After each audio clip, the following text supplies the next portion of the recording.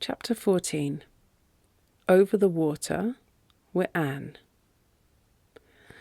As the fjord widens into open sea, the hills sink into insignificance, and the steamer makes her way between clustering islands, rocky and barren. But on nearing Bergen, the scenery again gains dignity, and Bergen itself, lying on a promontory between two harbours, and overshadowed by fine mountains, is strikingly picturesque. There is an air of vigorous life about it. Oddly rigged and brightly painted vessels scud along before a wind which catches the waves and tears them into foam. Against the beautiful, shadowy hills stands a jumble of red-roofed houses, pierced, as it were, by a forest of masts. Mrs. Ravenhill, sitting on the upper deck, swept the scene with what Milly called her air of hungry enjoyment.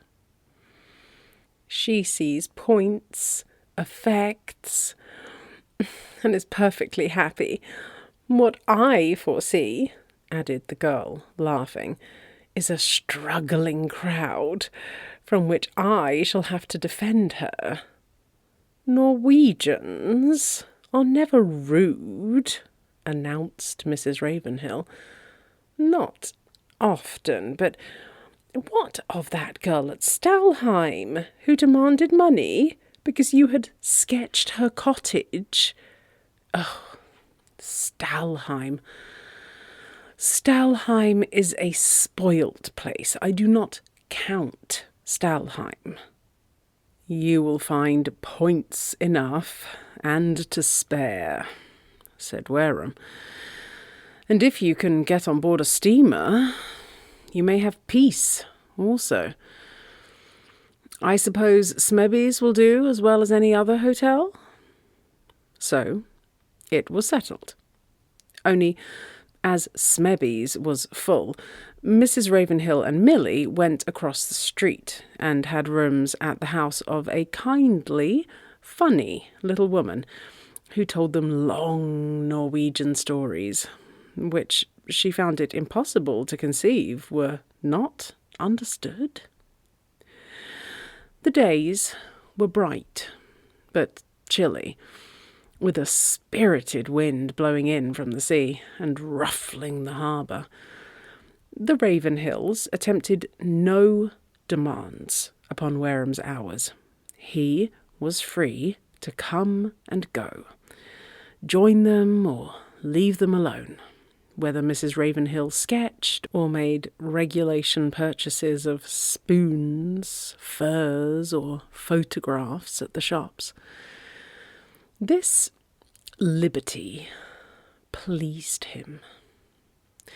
It allowed him to live with Anne in thought, and to be miserable over the combinations he foresaw. When two and two must drive together, would not Hugh contrive to be with Anne? No one would prevent it, if Anne suffered the arrangement. And to be near her, to look into her eyes. Now that the victory was won, he gave himself the luxury of imagining what a defeat would have brought him.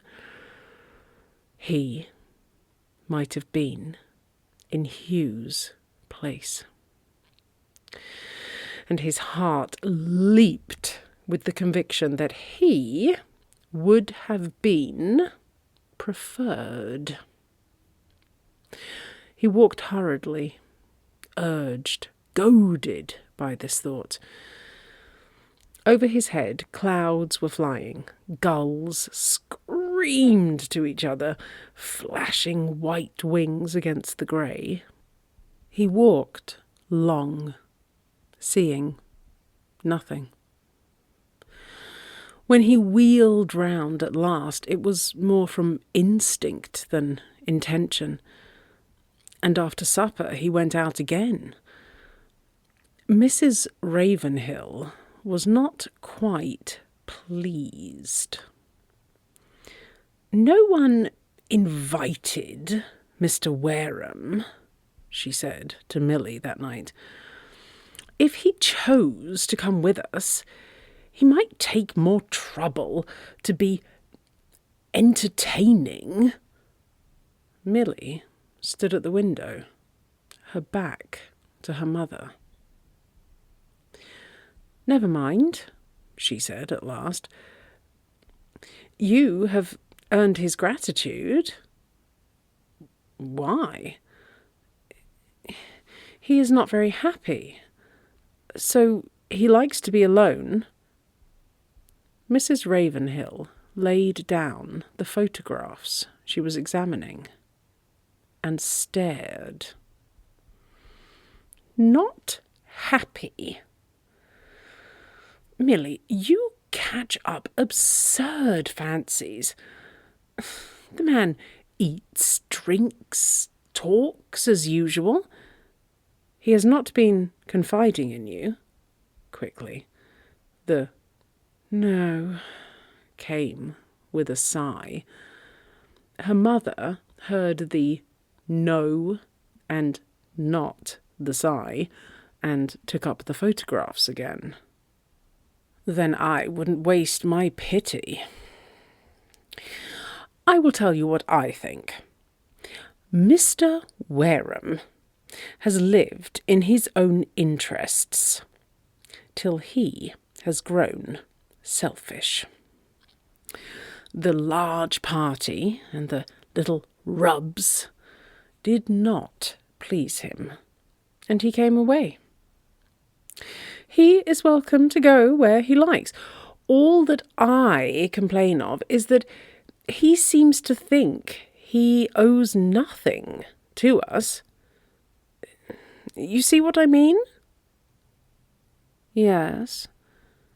And don't you think he was glad to break away?" "Perhaps," said Milly, untruthfully. "Oh, he was." The mother was persuaded that Milly never flung a thought in the direction of Wareham. Yet, mother-like, would not believe that he could have been attracted to another when her girl was there. Dissent such as that ranks with the incredible. Yet if Milly were not so entirely heart-whole as she believed, she yearned to offer comfort. She said, with a smile, "Miss Dalrymple has too much of the bearing of a conqueror to please a man not easily subdued."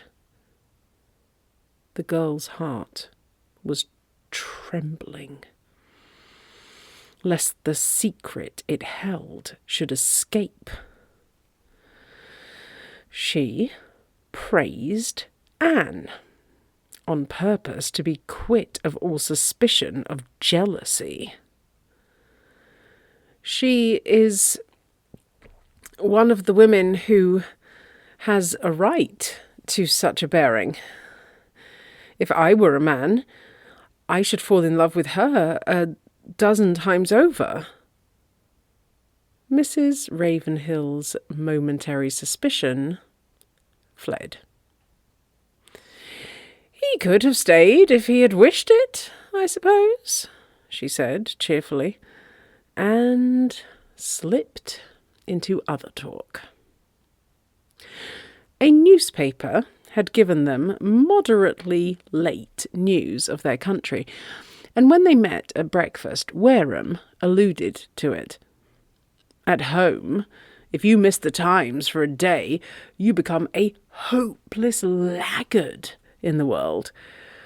It is amazing how soon the feeling wears off. By the way, I see the Professor mentioned for an appointment, said Mrs. Ravenhill. Our Professor? Mrs. Martin's, they laughed. Whatever it may be, said Wareham, he will not be troubled by the misgiving that a worthier man might have been found. Milly remarked that he had a very accurate mind, from which he shoots out poor Mrs. Martin's facts as rubbish.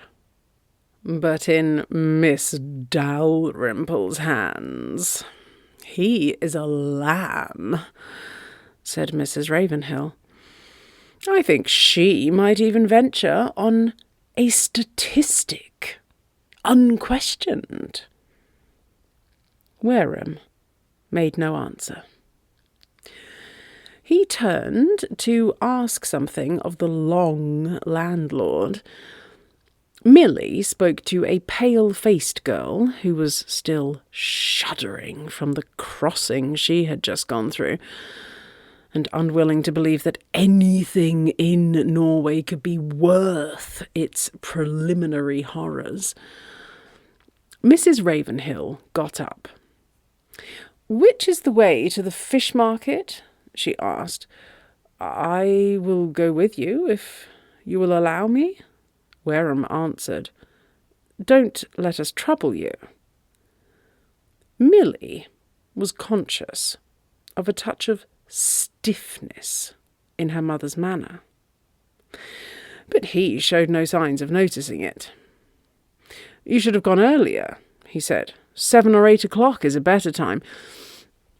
However, you will gain some idea of its picturesqueness, even now, and from there you can have a look at the Hanseatic House. There is a general museum too, and a good one. The one important street in Bergen runs directly through the town. Here and there, desolate open spaces break away, the safeguards from the ever-dreaded enemy fire. Here and there, cellars yawn, heaped with gaily painted tinne. Here and there again you catch sight of the dancing waters of the harbour, and a jumble of shipping. It is at the end of the harbour that the fish market is held. The boats are jammed together. The buyers stand and lean over the railings. Women in thickly plaited black dresses with close black caps, a rim of white round the face, and one spot of white behind, are sprinkled among the more ordinary costumes. More remarkable were the fishermen in the boats. Old and young, the hardy faces caught and held attention. You looked at men. As Wareham had said, the great throng was over, but even yet there were plenty of purchasers, and a penny would gain a plateful of little fish. And here, in the heart of Old Bergen, is the house of the Hanseatic League, unchanged since the time of the traders. It is the past, fossilized for some. For others it is the means by which to drift back themselves into the past and join the ghosts. Away with the crowd of laughing sightseers. Here sits the merchant in fur cap and gown, his account book before him. Check the entries if you will. It lies open. Here is the eating room for the apprentices. Lads who, taught to sweep and cook, should make good husbands by and by. But as their dignities would not put up with bed-making, and woman was not admitted, all the beds are provided with a sliding panel, whereby that useful but dangerous appendage standing outside could insert her arms and head, no more, and arrange for masculine comfort. And here is the great lantern which, fixed on a pole, the trader carried in the funeral processions of his guild. From youth to old age, it is all here. The outer circumstances of life outliving life, said Wareham, as they emerged. Now, will you come to the other museum and plunge still farther back into the age of flint implements? Mrs. Ravenhill shook her head. Any stone would do as well for me. My mind refuses to leap those distances, and I look at them foolishly unimpressed. Is it only flint implements? Milly asked. I don't object to them, but I believe it is because I am so ignorant that I can't gauge my own ignorance. It appeared that, with many other collections, there were old Norwegian curiosities, and a fine set-out of wooden bowls, which attracted Mrs. Ravenhill, bent on taking home trophies of that description. Passing the fish market again, Milly bought a basketful of cherries from a boat laden with nothing else. The small events of this day came back to her afterwards with a curious distinctness, and yet there was nothing especially to mark it to her, nor at the time did it seem blessed, certainly not deserving the golden aureole which set it apart. She said little, but let her thirsty heart drink in what tasted like delicious draughts, and thrust aside the consciousness that soon thirst would be on her again. Whatever Wareham had done the day before, today he was all kindness. Mrs. Ravenhill, never, indeed, exacting, had no reason to utter a complaint. 5 o'clock saw them in the launch of the Ceylon, red-roofed Bergen curving behind them, and it was not long before they steamed out of the harbour. The wind was fresh, but for a long time they were under the lee of the shore, and even through the next day most of the passengers kept fairly on deck. But by Sunday the vessel was rolling heavily, and Milly appeared alone. The usual service could not be held, and only 1 or 2 ladies left their cabins. It was natural that Wareham should be much with the girl. They talked of Norway. From that they fell to talking of those who had been their companions, of all, at least, except Anne. But a question was so close to Milly's lips that, at last, it flew out. Was it Mr. Forbes of whom you once spoke, Did I speak? At Stavanger, she said reproachfully. He had forgotten the confidence. Before you knew Miss Dalrymple? Ah, yes. It was before I knew. He acquiesced and went off in a dream. She supposed the yes was intended for an answer to her question, but it was not clear enough for her burning longing to be certain. They were once engaged. Yes. He forced himself to add with a smile, the Sphinx was a woman. To have followed shows that he must love her, said Milly thoughtfully. Why not? She hugged her pain. Why not, indeed? But if she is as unchanged as he, will he not suffer? Fortunes of war, returned Wareham briefly, and dropped the conversation, from which, however, he drew the consolation that Milly's pity showed what she thought was in store for the young man. For this he forgave her the questioning which he might otherwise have resented. He had not a suspicion that she saw any further than her words told him. The childish dimple in her cheek belying such a thought.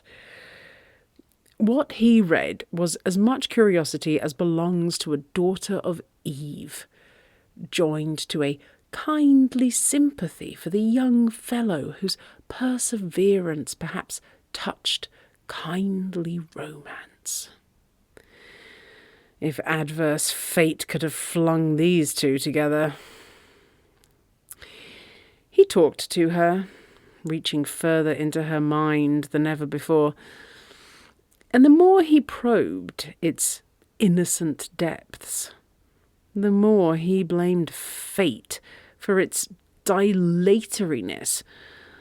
And Milly, all unconscious of this dream, suffered a lurking fancy of possible contingencies to brighten her eyes and deepen the pretty colour in her cheek. The sun shone, but the wind was cold. Wareham felt that he was responsible for her comfort, and saw that her deck chair was placed at a right angle, and moved when necessary. He helped her when she moved, and sat next her at meals. On his own account, he was glad of the companionship, for to be alone was to think. Not of Anne, but of Anne and Hugh. By the next morning they were in smooth water, and Mrs. Ravenhill came on deck. She thanked Wareham for his care of her daughter. I was helpless myself, and I couldn't condemn her to the cabin, but I am glad to be up again, if only to see the mouth of the Thames, a yawning mudbank. Our coast doesn't compare well with Norway.